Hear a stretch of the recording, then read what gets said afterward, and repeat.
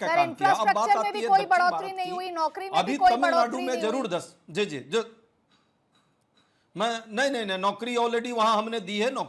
नौकरी में Himachal Pradesh public service commission ने मेजर नियुक्तियां की हैं। ये सब पब्लिक डोमेन में है।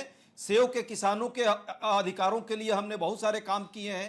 अभी भी वहां चूंकि वो पहाड़ी प्रदेश है, वहां पे नेचुरल कैलेमिटी बहुत रही है। उस स्थिति में कहीं ना कहीं उसको सेंट्रल सहायता पर ज्यादा निर्भरता रहती है। अब केंद्र सरकार को जो हाथ खींचा है, चूंकि कहीं ना कहीं वो दूसरे पार्टी की सरकार है और उसमें वैमनस्यता दिखाने का काम साहब आप बहाने ढूंढ रहे राज्यों हैं। की बात है। बिहार पर भी हमारे केंद्र साथी सरकार पे डाल देंगे। रोहन जी 10 सेकंड, कोई बहाना नहीं अदिति जी, मैं कोई बहाना नहीं, मुझे पूरा बात रख लेने दीजिए। हमारे साथी ने बिहार की बात की है। आपने जो है वो 2 लाख वाला कर्ज वाला जो कंडीशन आप बता रहे हैं, किसी महिला को कहीं कोई उस चुनाव रिजल्ट के बाद में कहीं कोई वो कंसीडर में नहीं है, ना कुछ हुआ है। आज भी बिहार पर आपको पता है कि कर्ज कितना है? शायद आपको नहीं पता है। लगभग जो है बिहार का कर्ज जो है आज की स्थिति में जीएसडीपी का लगभग 40%, 39% कर्ज हो गया है। 3.5 लाख करोड़ रुपए।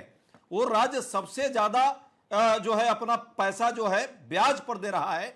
और चुनाव के ऐन वक्त, जब चुनाव की घोषणा सिर्फ हुई नहीं, चुनाव जब वोटिंग होने वाली थी उसके 5 दिन पहले पहली किस्त, दूसरी वोटिंग के 2 दिन पहले तो आगे 5 राज्य के चुनाव और हैं। मैं मुस्कुरा रहे हैं रोहन जी, मैं आऊंगी आपके पास। ये तो घूसखोरी है। हाँ, ये वही बात है। तीसरी बात, दक्षिण भारत की बात की है आपने तो ऐसे महाराष्ट्र आपने दिखा ही दिया।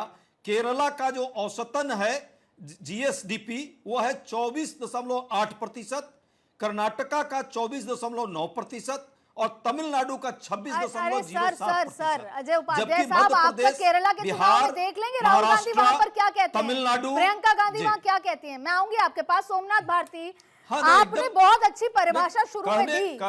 मेरा कहना है कि रेशियो का बात किया जाए। मैं आऊंगी, मेरे साथ और पैनलिस्ट भी हैं, मैं आऊंगी। सोमनाथ भारती साहब, आपने बहुत अच्छी परिभाषा जरूर दी थी, लेकिन मैं दिल्ली में जब चुनाव कवर किए या दिल्ली में जब आम आदमी पार्टी का सैलाब आया, तो आपने तो जरूरतमंद छोड़ दीजिए, पूरी दिल्ली को वाईफाई फ्री की बात कह दी। कितनी जरूरतमंद, कितना जरूरत थी वाईफाई फ्री कि मैं बस स्टैंड पे खड़े होकर वाईफाई, और कितना पैसा था आपके पास, और कितनी माली हालत सरकार की खराब हुई कि दिल्ली में एक ढंग की सड़क की बात कर लिया, दिल्ली में कोई एक ढंग की चीज बन गई हो। या आम आदमी पार्टी के लिए तो साफ साफ अब कहा जाता है कि धोखा दिया। आपको शायद जानकारी इसकी,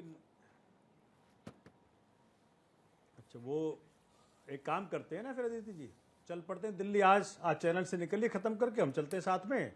10 आदमी से पूछिएगा, अगर 9 आदमी आज केजरीवाल जी को याद ना कर रहे हो तो मैं छोड़ दूंगा पॉलिटिक्स।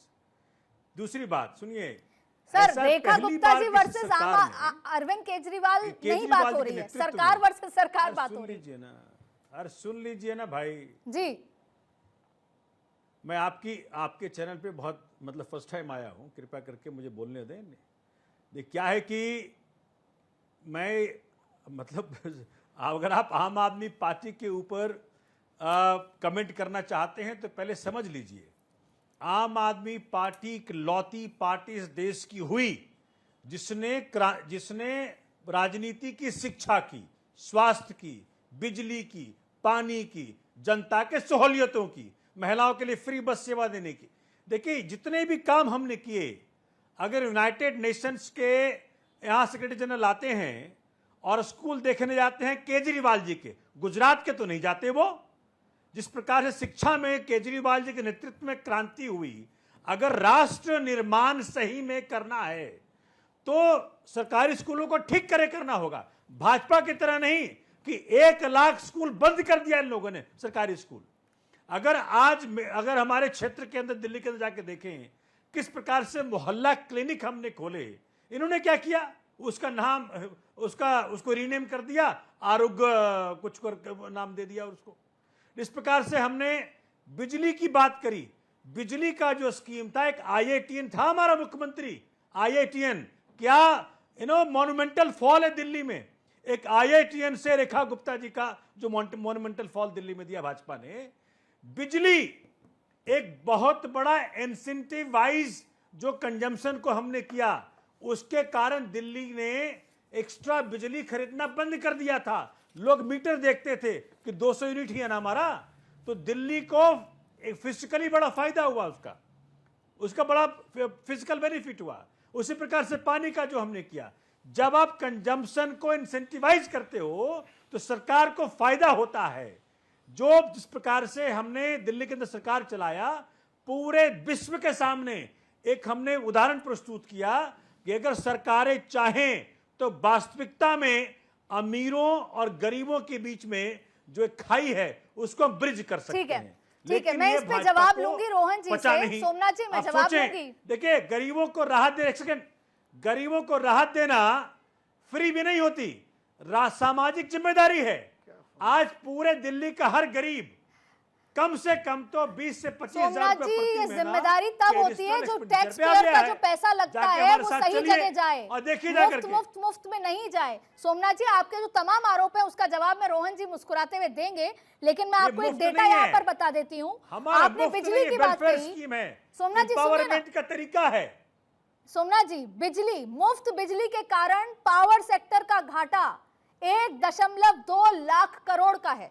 अगर मुफ्त बिजली इतना फायदा होता तो कंपनियां घाटे में नहीं होती, जिसका मल्टीपल इफेक्ट क्या क्या होता है। मेरे साथ मलूक नागर साहब भी जुड़ गए, राष्ट्रीय सचिव आरएलडी। आपका बहुत बहुत स्वागत है मलूक साहब।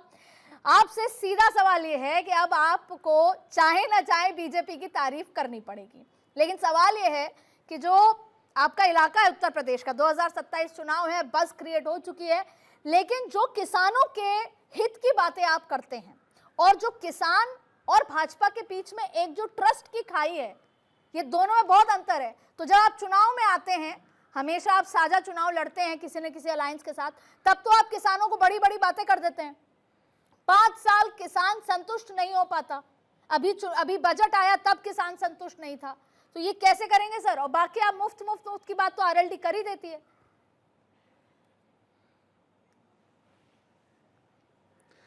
आदित्य, आपने पार्लियामेंट कवर करी है और पार्लियामेंट में आपने मुझे बोलते हुए देखा है जी, और आप ये कैसे कह सकते हो किसान और एनडीए या किसान और भाजपा के बीच में दूरी है? पहली बार इतिहास में हुआ है जब किसानों के खाते में सीधा धन जाता हो। और उससे पहले माननीय राजीव गांधी जी कहते थे कोई देश के विकास के लिए पैसा जाता है तो वो 25% ही आखिर तक पहुंचता है। और हमारी एनडीए की सरकार चौधरी चरण सिंह जी की सोच को लेके माननीय प्रधानमंत्री जैन जी को लेके पूरे देश में आज घुमा रहे हैं। और अभी जो उसमें विश्वास जो जमा है, और माननीय प्रधानमंत्री जी ने करीब 1 साल तक पूरा प्रेशर झेला और बिल्कुल अड़ गए, किसानों के खिलाफ कुछ भी होगा तो यूएस के साथ डील नहीं करेंगे, नए रास्ते खोले, नए देशों के साथ ट्रेड करा, यूरोपियन संघ के साथ ट्रेड करा और आखिर में किसानों के हितों की रक्षा। तो मलूक जी, आप ये कह रहे हैं कि किसान संतुष्ट है ना? यूएस के साथ साइन करा,